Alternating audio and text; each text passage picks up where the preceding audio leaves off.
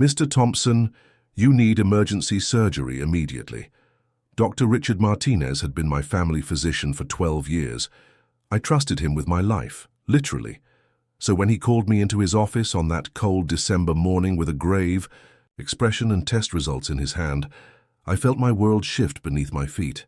Walter, I'm afraid I have some concerning news about your recent blood work. I sat in the familiar chair across from his mahogany desk, the same chair where I'd received updates about my late wife Eleanor's cancer treatment, where I'd discussed my diabetes management, where I'd gotten clearance for minor surgeries over the years. What kind of concerning news, Doc? Dr. Martinez spread the lab reports across his desk like cards in a deadly poker game. Your PSA levels have spiked dramatically. Combined with these other markers, I'm very worried about aggressive prostate cancer. The words hit me like a physical blow. Cancer. At 76 years old, it felt like a death sentence. How bad are we talking? Walter, I need to be honest with you. These numbers suggest we're looking at stage 3, possibly stage 4 cancer that may have already metastasized to your bones and lymph nodes. I stared at the papers covered with numbers and medical terminology that might as well have been written in a foreign language. What are my options? Dr. Martinez leaned forward, with the practiced compassion I had come to trust over the years.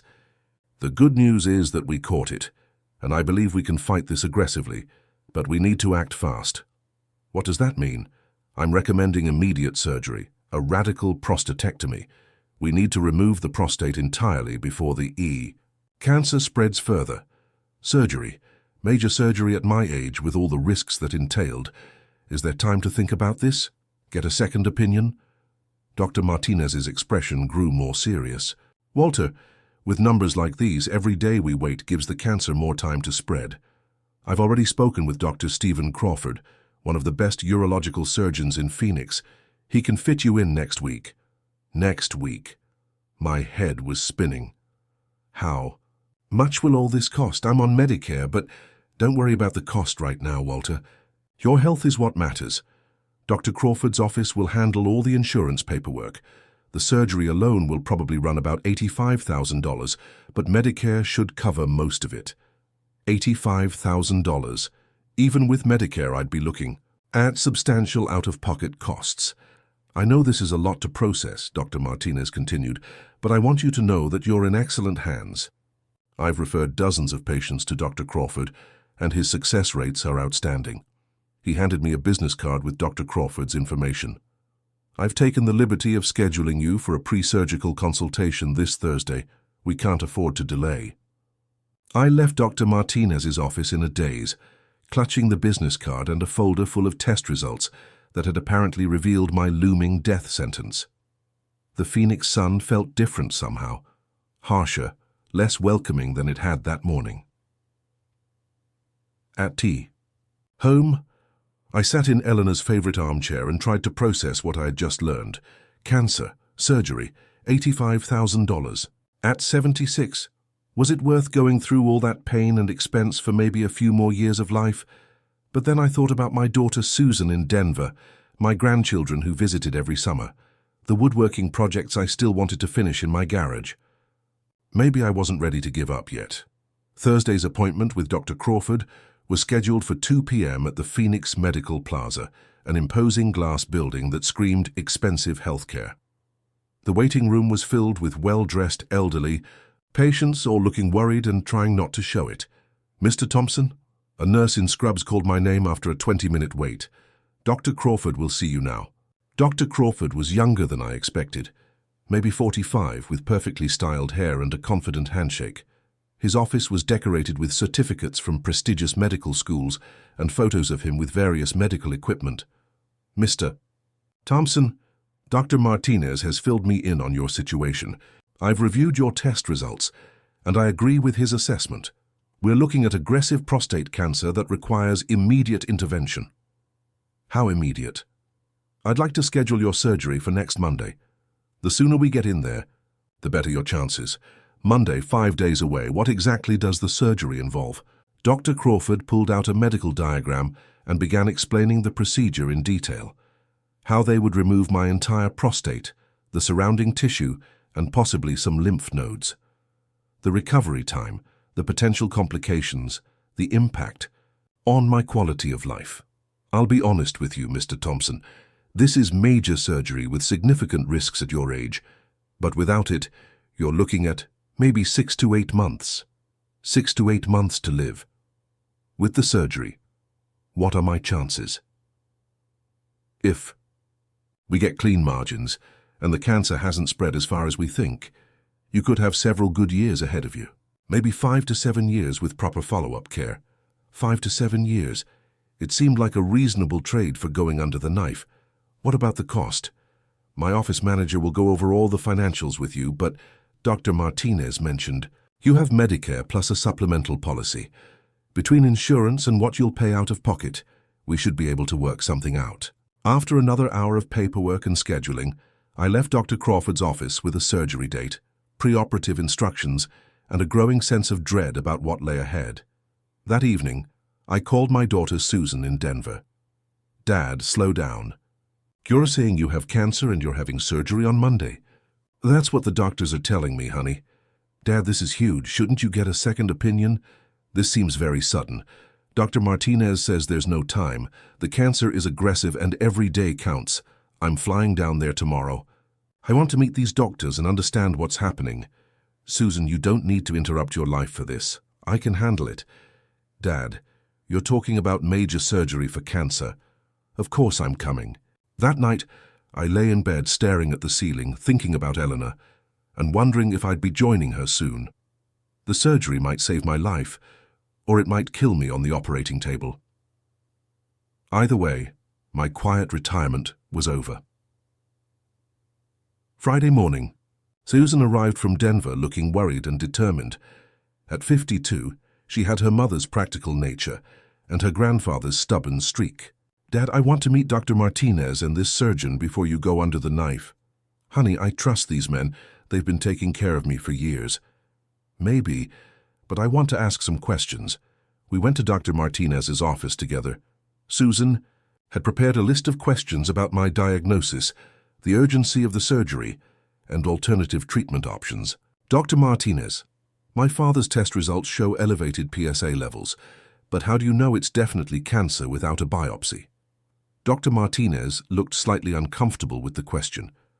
The PSA levels combined with other markers give us a very clear picture.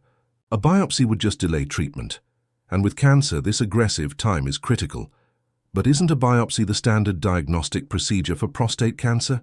Usually, yes. But in cases like your father's, where the indicators are so clear, we sometimes skip directly to treatment. Susan pressed further. What other treatment options are available besides surgery? At your father's age and with cancer this advanced, surgery is really the only viable option.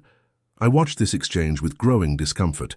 Susan was asking questions I hadn't thought to ask, challenging medical advice I had accepted without question.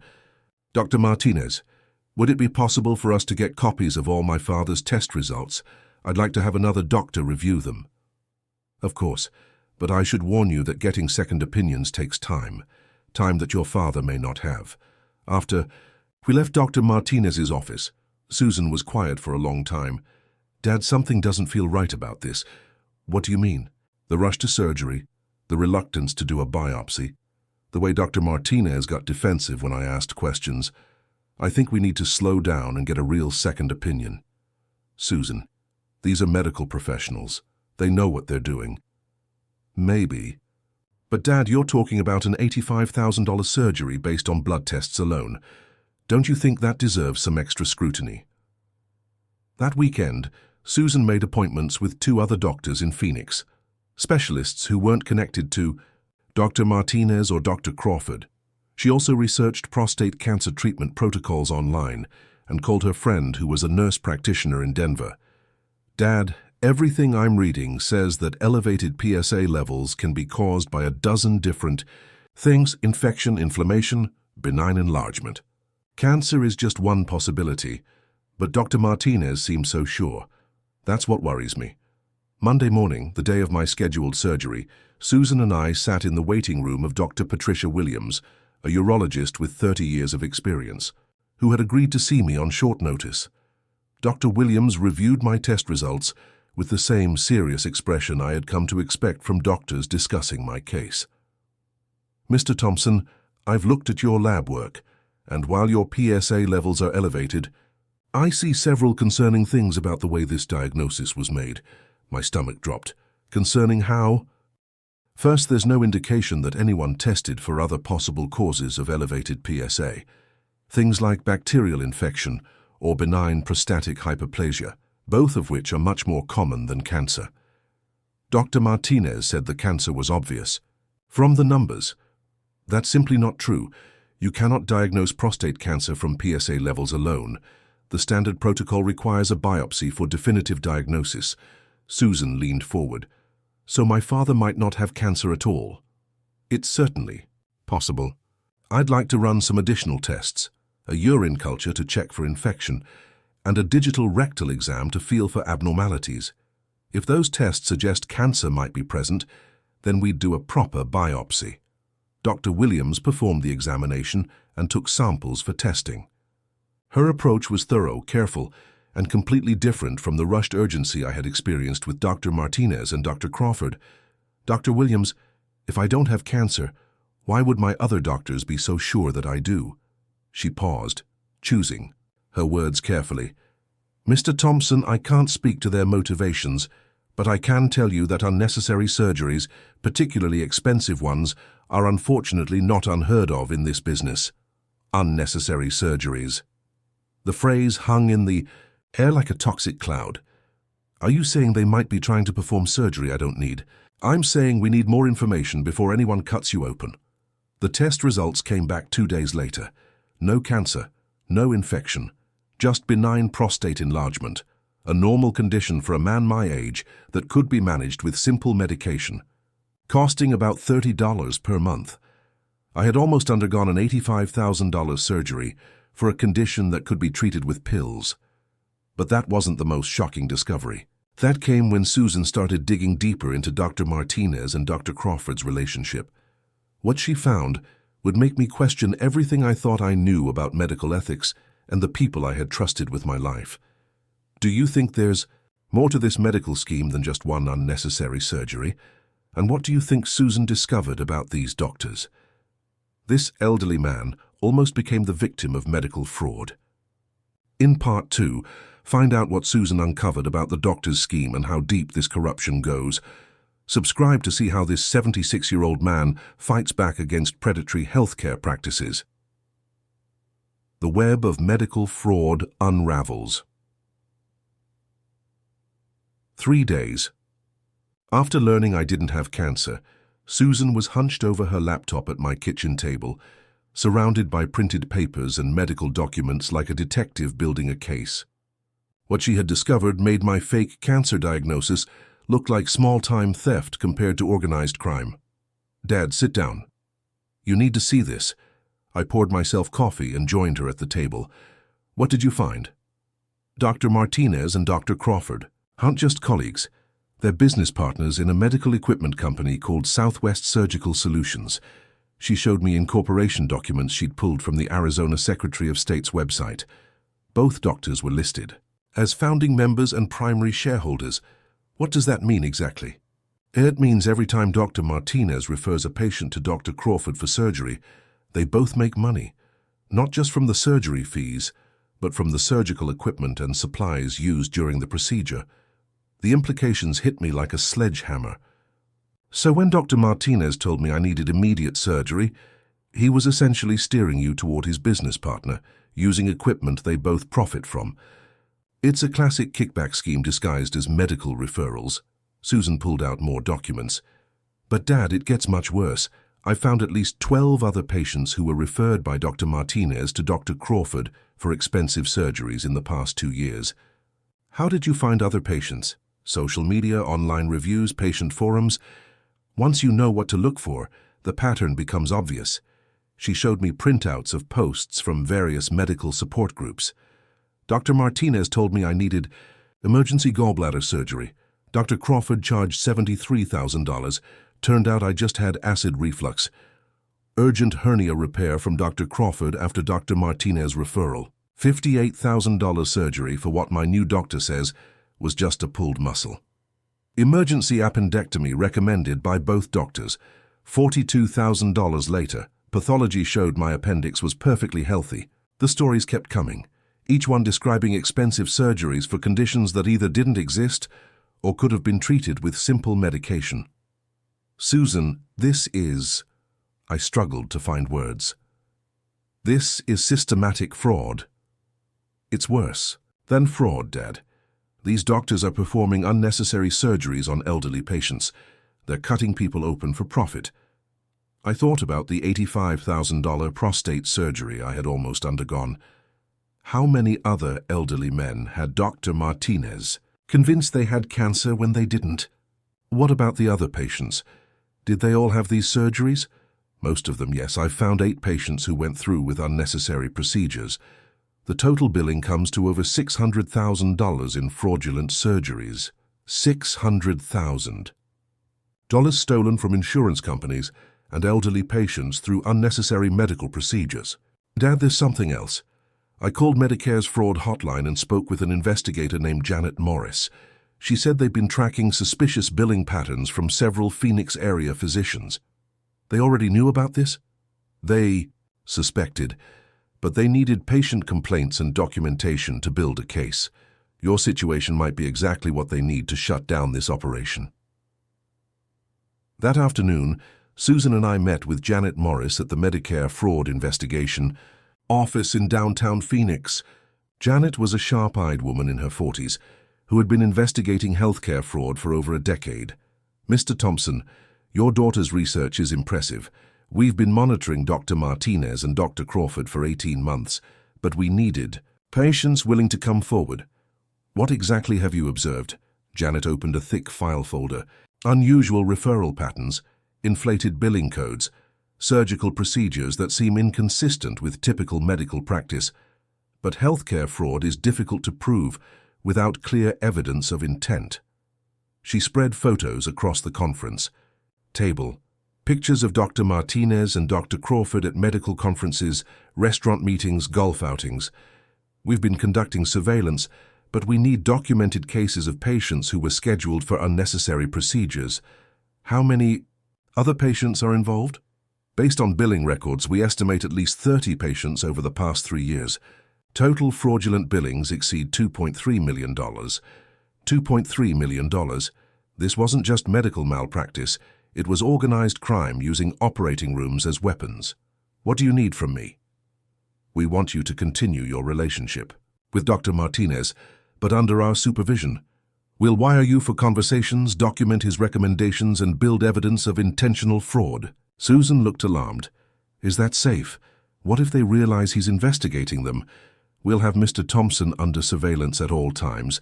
The goal is to get Dr. Martinez on record making fraudulent diagnoses or pushing unnecessary procedures. What happens to the other victims? Once we arrest the doctors, we'll reach out to every patient. Those who underwent unnecessary surgeries will be eligible for restitution, and their insurance companies will recover the fraudulent charges. Janet handed me a business card. Mr. Thompson, I want you to think carefully about this. Helping us stop these doctors could save other elderly patients from going through what you almost experienced. That evening, Susan and I discussed the proposal over dinner. Dad, are you sure you want to do this? These men were planning to cut you open for money. If they realize you're working with investigators... Susan, how many other 76-year-old men are going to get fake cancer diagnoses from Dr. Martinez? How many more unnecessary surgeries will Dr. Crawford perform? I know, but this feels dangerous. I thought about Eleanor, about the honest doctors who had tried to save her life during her real cancer battle. The contrast between those physicians and the predators who had tried to exploit my fears made my decision easy. I'm going to do it. The next morning, I called Dr. Martinez's office and scheduled a follow-up appointment. Of course, Mr. Thompson. Dr. Martinez will want to know why you missed your surgery and discuss next steps for your cancer treatment. Next steps for cancer I didn't have. 2 days later, I sat in Dr. Martinez's office wearing a wire provided by Medicare investigators. The recording equipment was tiny, undetectable, and designed to capture every word of our conversation. Walter, I was surprised to hear you didn't show up for surgery. Dr. Crawford was very concerned. I got scared, Doc. My daughter insisted I get a second opinion. Dr. Martinez's expression tightened slightly. What kind of second opinion? I saw Dr. Patricia Williams. She ran some additional tests. And what did Dr. Williams tell you? She said I might not have cancer, that maybe it's just an enlarged prostate. Dr. Martinez leaned back in his chair, his demeanor shifting from concern to annoyance. Walter, I've been practicing medicine for 25 years. Dr. Williams is a fine physician, but she's being overly conservative. Your PSA levels clearly indicate aggressive cancer. But she said PSA levels can be elevated for lots of reasons. They can be, but in your case the pattern is unmistakable. Look, he pulled out my file again, pointing to numbers on the lab report. These levels don't lie. The numbers I now knew indicated benign prostate enlargement, not cancer. Dr. Williams wants to do a biopsy to be certain. Walter, we don't have time for more testing. Every day you delay gives the cancer more opportunity to metastasize.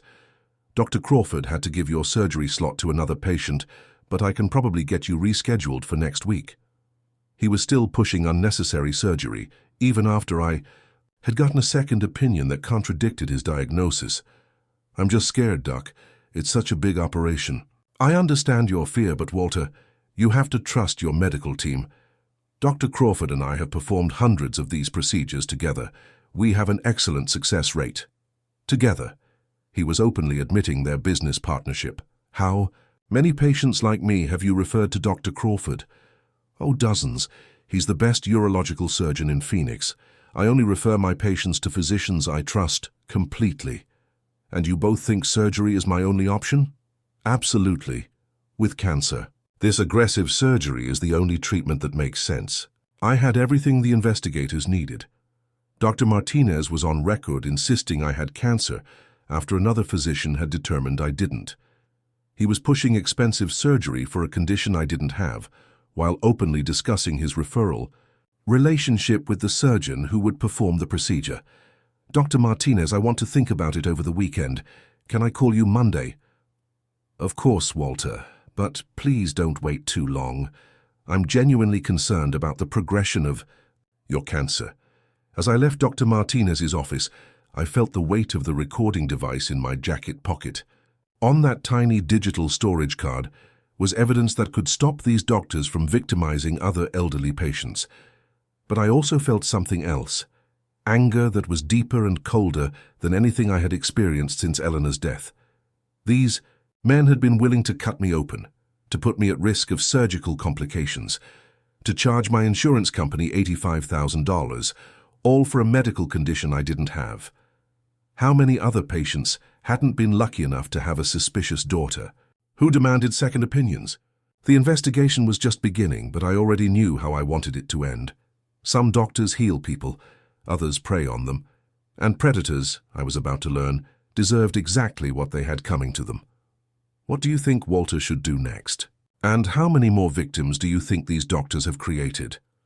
The medical fraud goes deeper than anyone imagined.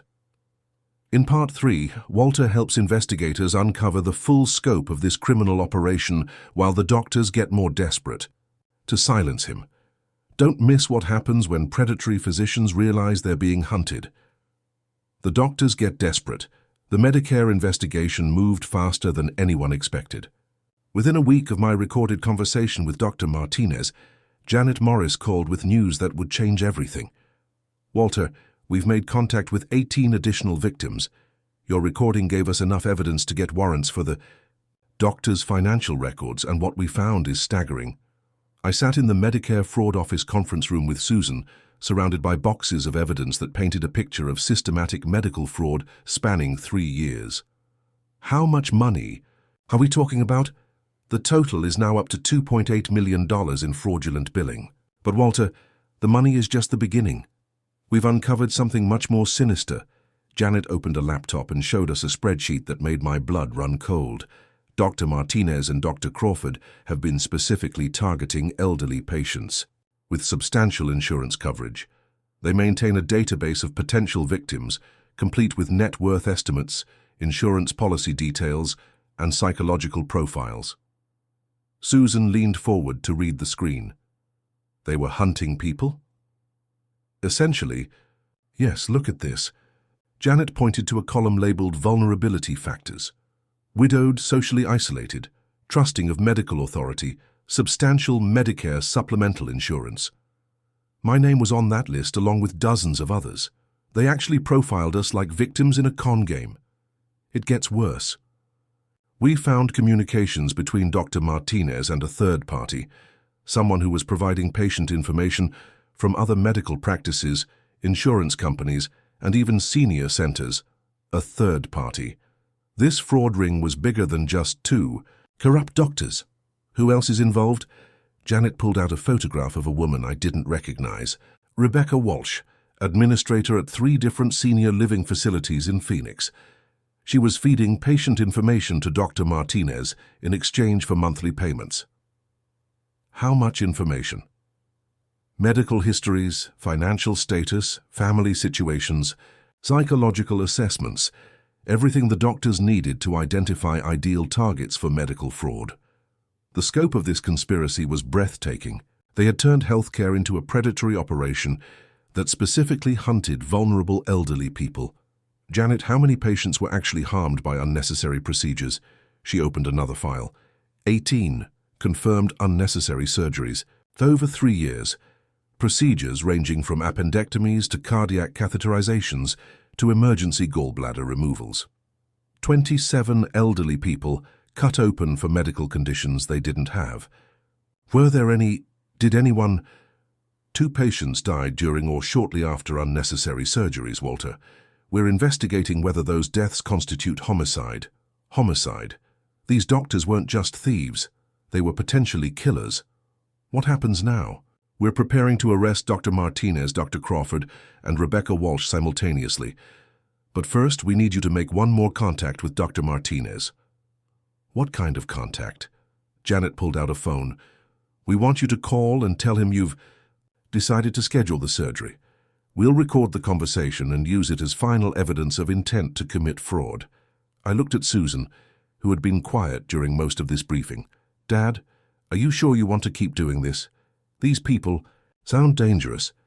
Susan, 3 people are dead because of these doctors.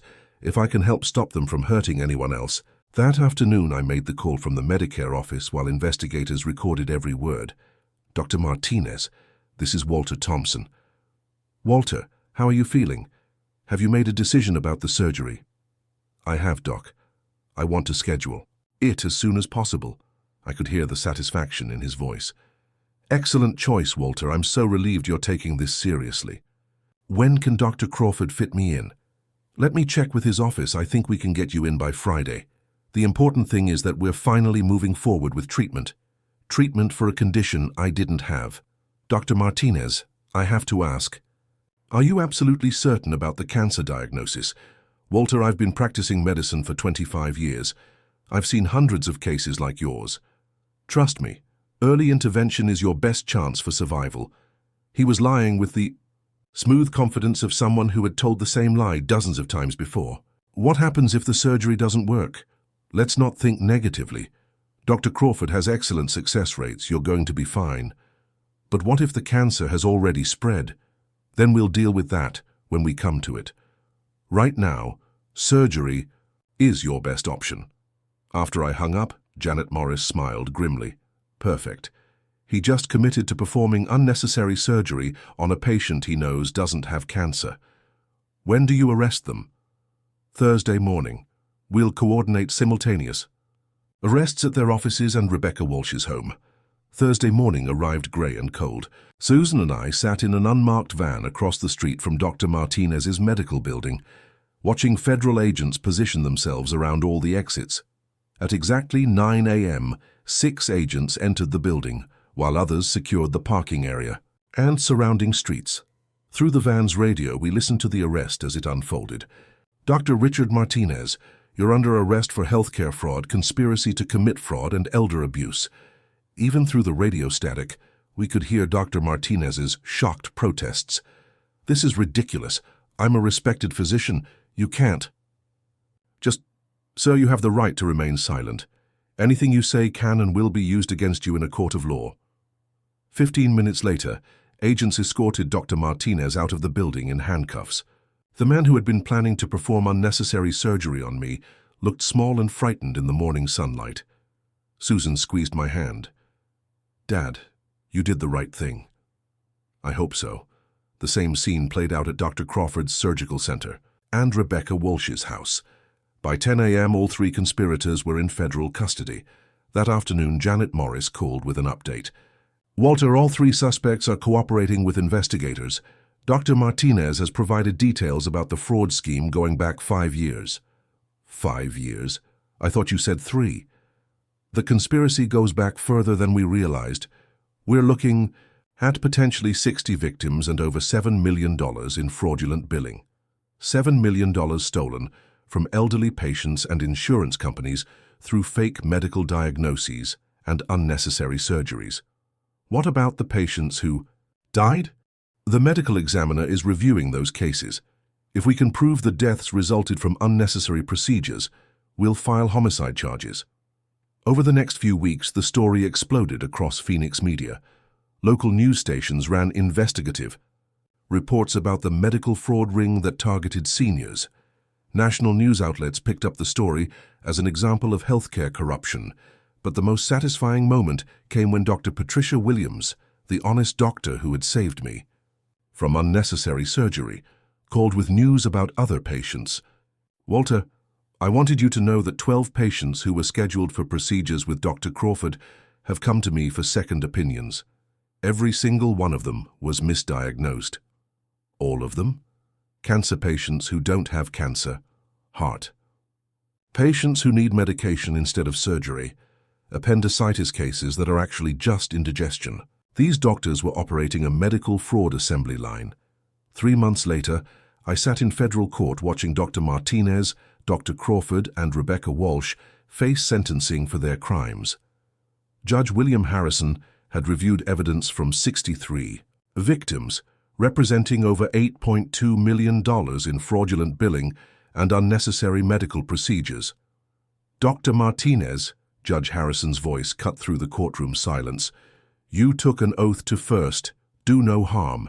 Instead, you turned medicine into a predatory business that specifically targeted vulnerable elderly patients." Dr. Martinez stood at the defendant's table, no longer the confident physician who had tried to convince me I was dying of cancer.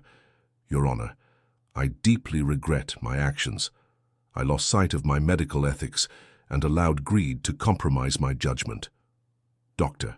Crawford, you performed 27 unnecessary surgeries on elderly patients, 3 of whom died as a direct result of procedures they didn't need." Dr. Crawford's lawyer had advised him to show remorse, but his statement rang hollow. "I believed I was providing necessary medical care based on referrals from a trusted colleague." Judge Harrison wasn't buying it. "Ms. Walsh, you provided confidential patient information to facilitate medical fraud targeting some of our community's most vulnerable citizens." Rebecca Walsh had been crying since the hearing began. "Your Honor, I never intended for anyone to be hurt. I thought I was just helping." Doctors connect with patients who needed care. The sentences reflected the seriousness of the crimes. "Dr. Richard Martinez, I sentence you to 15 years in federal prison and order you to pay restitution of $2.8 million to victims and insurance companies." "Dr. Stephen Crawford, I sentence you to 20 years in federal prison and order restitution of $3.1 million. The deaths that resulted from your unnecessary procedures represent a betrayal of everything medicine should stand for." "Rebecca Walsh, I sentence you to 8 years in federal prison and restitution of $400,000 for your role in this conspiracy." As the bailiffs led the 3 criminals away, I felt a mixture of satisfaction and sadness. Justice had been served, but 3 people were dead, and dozens of others had been traumatized by unnecessary medical procedures. After the sentencing, Janet Morris approached Susan and me.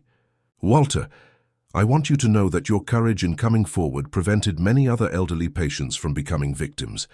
The investigation you helped launch has led to additional arrests in 3 other states." Other states? This type of medical fraud targeting seniors is more common than most people realize. Your case has become a model for other investigators. 6 months later, I received a letter that made all the stress and worry of the investigation worthwhile. Dear Mr. Thompson, my name is Dorothy Martinez, no relation to Dr. Martinez. I'm 82 years old and was scheduled for emergency heart surgery with Dr. Crawford when he was arrested. The second opinion I got after reading about your case in the newspaper showed that I don't need surgery at all, just medication for high blood pressure. You saved my life by speaking up. Thank you for having the courage to fight back against these criminals. Sincerely, Dorothy Martinez. I kept that letter on my kitchen table next to the newspaper clipping about the doctor's sentencing.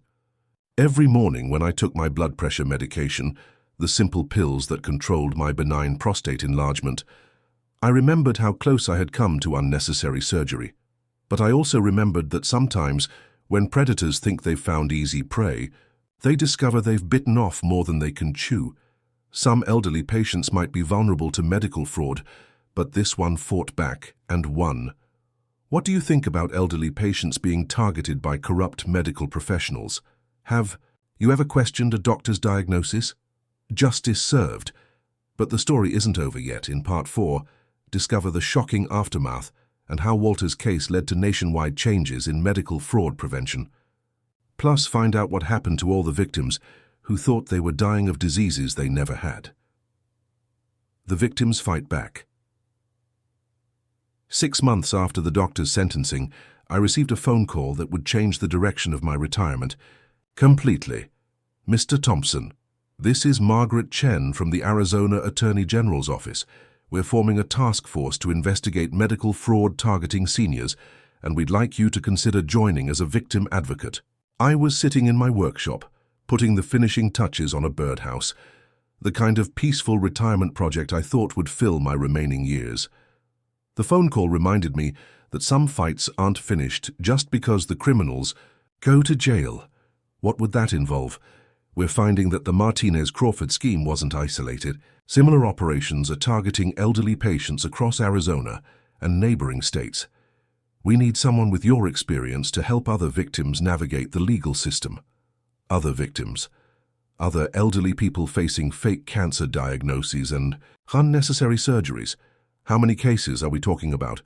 Preliminary investigation suggests at least 6 other medical fraud rings operating in the Southwest, potentially hundreds of victims, hundreds of elderly people being told they had diseases they didn't have, facing surgeries they didn't need, paying for treatments designed to empty their bank accounts rather than heal their bodies. When do I start? Over the next few weeks, I found myself in conference rooms across Phoenix, meeting with other elderly patients, whose stories mirrored my own experience with Dr. Martinez. Dorothy Henderson, 78, had been told she needed emergency cardiac surgery after a routine checkup. The procedure would have cost $127,000 and carried significant risk of complications. A second opinion revealed she had mild anxiety, treatable with a $15 monthly prescription. Frank Morrison, 81, was diagnosed with aggressive intestinal cancer requiring immediate surgery to remove part of his colon. Total cost, $89,000. His symptoms turned out to be lactose intolerance that could be managed by avoiding dairy products. Patricia Santos, 74, was scheduled for brain surgery to remove what doctors called a dangerous tumor visible on her MRI. Cost, $156,000. The tumor was a small benign cyst that required no treatment whatsoever. Each story followed the same pattern: elderly patient, with minor symptoms, rushed diagnosis of serious condition, referral to specific surgeon, pressure to schedule expensive procedures immediately, resistance to second opinions. Mr. Thompson, Dorothy Henderson said during one of our group meetings, how did you know to get a second opinion? I almost went through with the heart surgery. I didn't know. My daughter insisted on questioning the doctors. Without Susan, I would have been cut open for cancer I didn't have. That's the problem, said Frank Morrison. These doctors count on us being from a generation that doesn't question medical authority. They exploit our trust. Patricia Santos nodded. My children live in other states. I had no one to advocate for me. If the news about Dr. Martinez hadn't come out when it did, I'd be recovering from brain surgery right now. These conversations revealed the systematic nature of medical fraud targeting seniors. The criminals weren't just stealing money, they were weaponizing our respect for physicians and our fear of death. But they had made one crucial mistake. They had created a community of survivors who were no longer willing to be silent. What if we formed our own organization? I suggested during one meeting. A support group for elderly patients who've been targeted by medical fraud. What would we do? Dorothy asked. Education, advocacy, helping other victims navigate the legal system, maybe preventing some elderly people from going through what we experienced. That conversation led to the formation of SAGE, Seniors Against Geriatric Exploitation, a non-profit organization dedicated to combating medical fraud targeting elderly patients. Within 3 months, SAGE had 50 members and was working with Medicare investigators to identify potentially fraudulent medical billing patterns. We developed educational presentations for senior centers, created a hotline for elderly patients to report suspicious medical recommendations, and lobbied for stronger penalties against physicians who exploit vulnerable patients. The work was more fulfilling than anything I had done since Eleanor died. Instead of sitting alone in my house waiting for death, I was actively fighting to protect other elderly people from predators who saw us as easy marks. But the most important case came when Janet Morris called with news about a much larger investigation. Walter, we've uncovered something that makes the Martinez-Crawford scheme look small. Are you familiar with Phoenix Regional Medical Center? Phoenix Regional was one of the largest hospitals in Arizona, with a reputation for cutting-edge treatment and expensive procedures. I've heard of it. Why? We've been tracking billing patterns, and Phoenix Regional has been performing an unusually high number of expensive cardiac procedures on elderly patients. Procedures that often seem inconsistent with the patient's actual conditions. How many procedures? Over 300 in the past 2 years. Average cost per procedure, $75,000. We're looking at potential fraud exceeding $20 million. $20 million. This wasn't just a few corrupt doctors. This was institutional fraud on a massive scale. What do you need from me? We need SAGE to help us identify victims. Elderly patients who underwent cardiac procedures at Phoenix Regional and might be willing to seek second opinions about whether those procedures were necessary. The Phoenix Regional investigation took 6 months and revealed corruption that shocked even experienced Medicare fraud investigators. Hospital administrators had created quotas for profitable procedures, pressuring cardiologists to find reasons for expensive interventions regardless of medical necessity. Dr. Amanda Foster, the cardiologist who blew the whistle on the scheme, provided internal documents showing how the hospital tracked revenue per elderly patient and rewarded physicians for increasing procedure volume. They had spreadsheets ranking doctors by how much money they generated from Medicare patients. Dr. Foster testified, physicians who didn't meet quotas were threatened with reduced hospital privileges. The hospital had created a financial incentive system that turned healing into hunting. SAGE worked with Medicare investigators to contact over 400 patients who had undergone procedures at Phoenix Regional. We helped arrange second opinions, provided emotional support during the investigation, and advocated for victims during legal proceedings.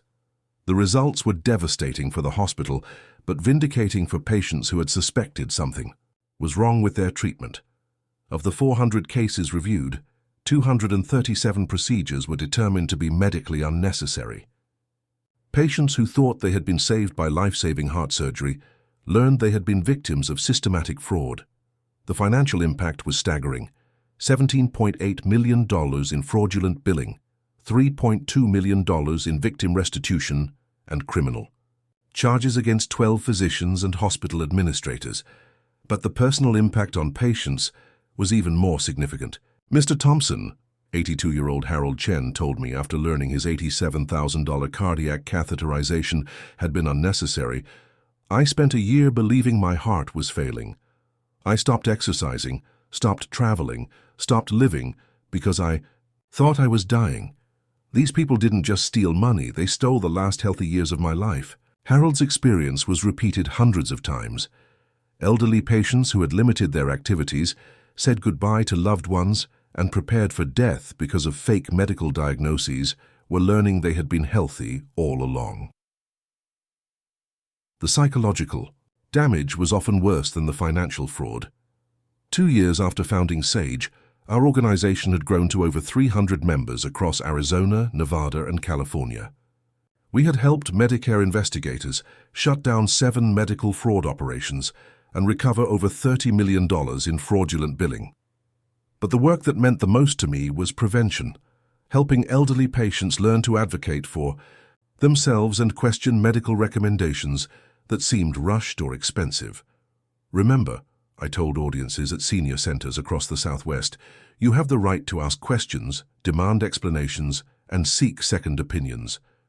Any doctor who discourages you from getting another physician's perspective is probably someone you shouldn't trust.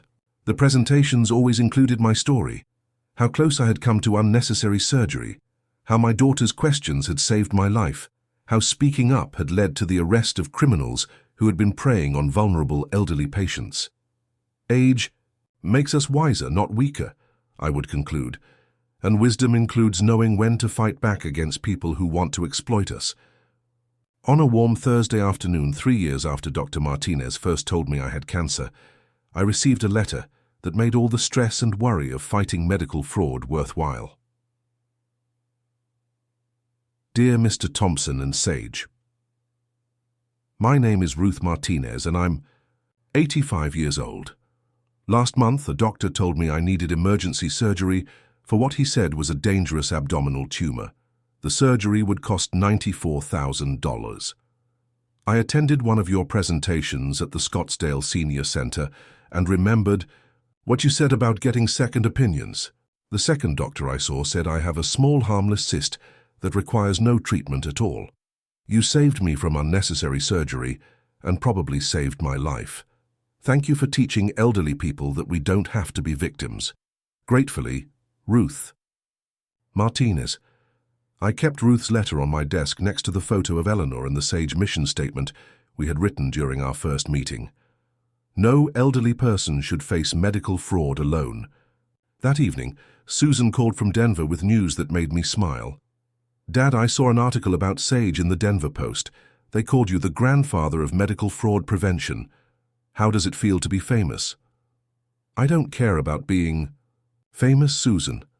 I care about making sure other elderly people don't get victimized by predators in white coats. Mom would be proud of what you're doing. Eleanor would be proud. She had always believed in fighting for people who couldn't fight, for themselves. Now I was doing exactly that, using the experience of being targeted by medical fraud to protect other vulnerable seniors. The war against medical fraud targeting elderly patients was far from over.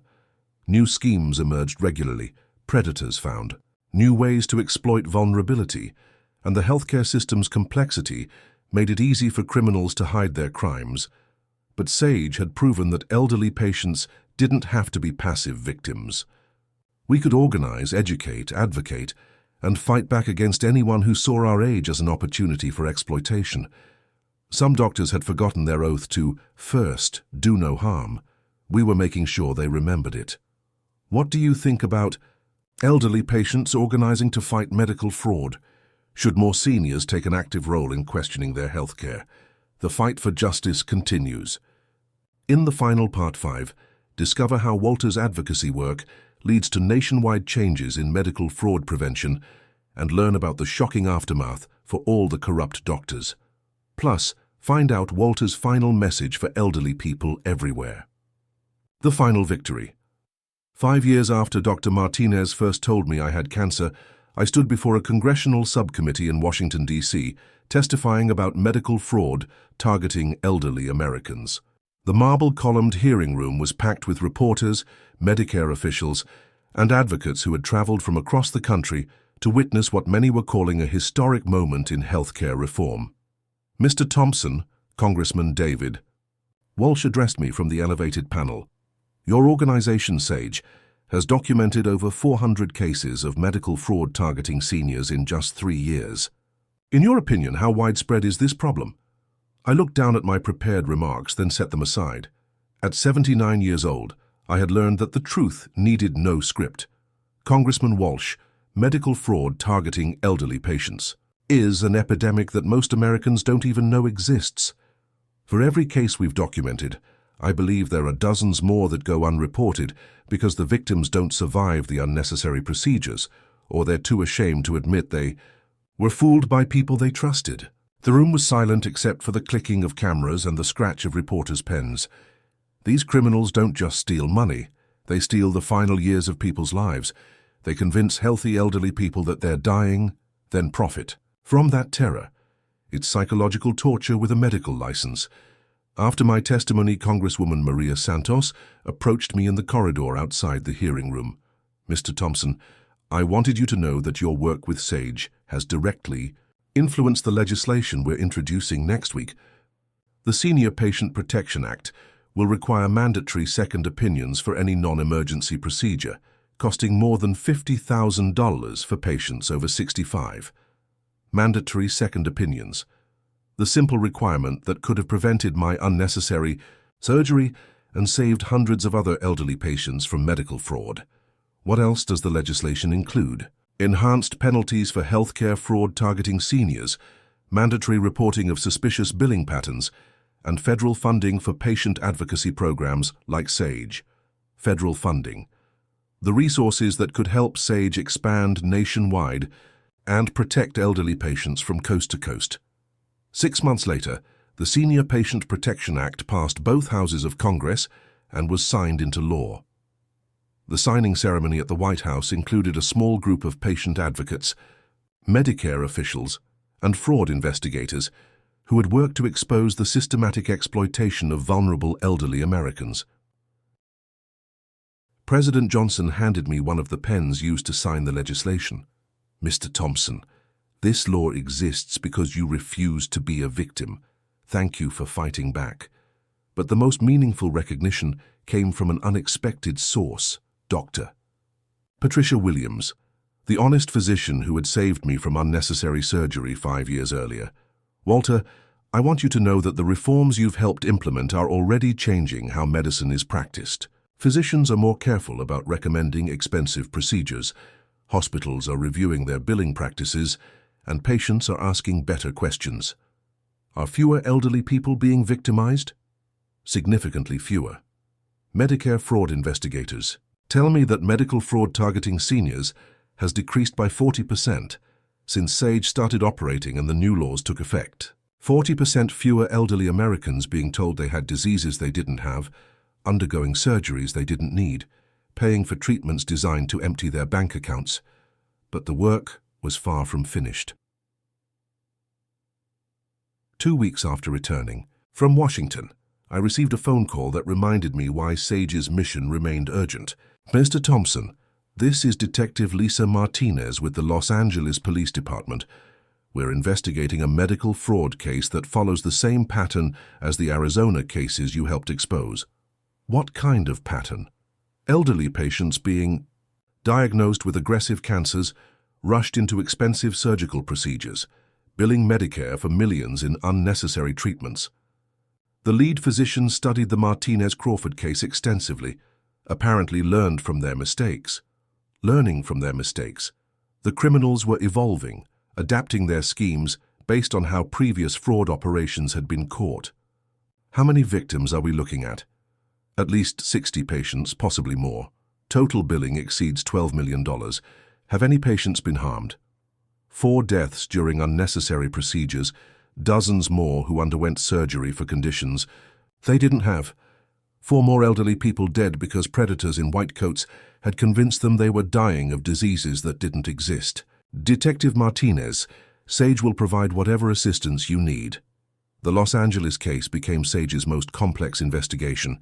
Working with Medicare fraud investigators, we interviewed over 200 potential victims, arranged second opinions for patients who had been scheduled for unnecessary procedures, and provided emotional support for families whose elderly relatives had died during fraudulent surgeries. The emotional testimony during the trial was heartbreaking. Family members describing how healthy elderly relatives had suddenly been diagnosed with aggressive cancers, rushed into surgery, and died from complications during procedures they never needed. My father was gardening the day before his diagnosis, testified Maria Santos, whose 83-year-old father had died during unnecessary pancreatic surgery. He was active, healthy, enjoying retirement. 3 weeks later, he was dead because some doctor wanted to buy a new boat. The Los Angeles fraud ring was eventually shut down, with 5 physicians and 2 hospital administrators receiving federal prison sentences totaling over 100 years. The financial restitution exceeded $15 million. But more importantly, the case demonstrated that Sage's model for combating medical fraud could be replicated across the country. Within 6 months, Sage chapters had formed in California, Nevada, Texas, and Florida. Retired attorneys, former healthcare workers, and elderly patients who had survived medical fraud volunteered to help other seniors navigate the complex process of identifying and reporting healthcare exploitation. Each new chapter brought stories that reinforced how widespread medical fraud targeting elderly patients had become. Sage, Texas, documented a scheme where cardiologists were performing unnecessary heart catheterizations on nursing home patients, billing Medicare, while the victims were too cognitively impaired to consent or complain. Sage, Florida exposed a network of pain management clinics that were prescribing expensive, unnecessary treatments for elderly patients with minor arthritis, generating millions in fraudulent billing, while addicting vulnerable seniors to opioid medications. Sage, California, uncovered a psychiatric hospital that was falsely diagnosing elderly patients with severe mental illness, then billing insurance for extended inpatient treatment that patients didn't need. Each case followed the same basic pattern: identify vulnerable elderly patients, create false or exaggerated diagnoses, pressure victims into expensive treatments, profit from their fear and trust. But Sage's growing network of advocates was making it harder for medical predators to operate undetected. By my 80th birthday, Sage had grown to over 1,500 members across 12 states. We had helped Medicare investigators shut down 23 medical fraud operations, recovered over $40 million in fraudulent billing, and most importantly, prevented thousands of unnecessary medical procedures on elderly patients. Recognition came from unexpected places. The American Association of Retired Persons named me their Advocate of the Year. Medicare's Inspector General presented Sage with an award for outstanding service in protecting beneficiary rights. Medical schools began inviting me to speak to students about the ethical obligations physicians owe to vulnerable patients. But the moment that meant the most came during a Sage meeting in Phoenix, when Dorothy Henderson, one of our founding members, announced that her granddaughter had decided to become a doctor. She told me that hearing about what happened to us elderly people made her want to be the kind of physician who protects patients instead of exploiting them. Dorothy said, "Maybe the next generation will be better. Maybe the next generation would be better. Maybe young doctors would remember that medicine was supposed to be about healing, not harvesting money from vulnerable people." As I write this, I'm 81 years old. Sage continues to grow, with new chapters forming regularly and congressional representatives consulting our organization before drafting healthcare reform legislation. The original criminals who tried to victimize me are still in federal prison. Dr. Martinez is serving year 11 of his 15-year sentence. Dr. Crawford died in prison 2 years ago, ironically, from the kind of heart condition he had falsely diagnosed in dozens of elderly patients. Rebecca Walsh was released after 6 years and now works with Sage to educate senior center administrators about protecting elderly people from medical predators. Her insider knowledge of how fraud rings target vulnerable patients has been invaluable in prevention efforts. But the most important legacy isn't the criminal convictions or the money recovered or the laws passed.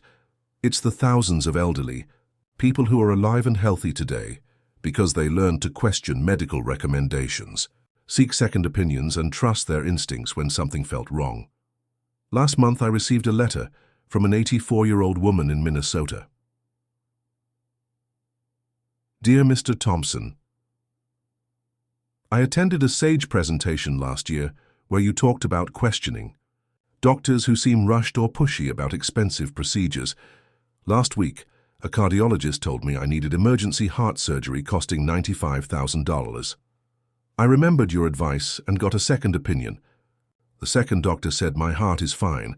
I just need to reduce my coffee intake because caffeine was causing irregular heartbeats.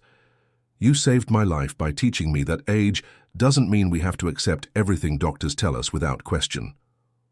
Thank you for showing elderly people that we can fight back.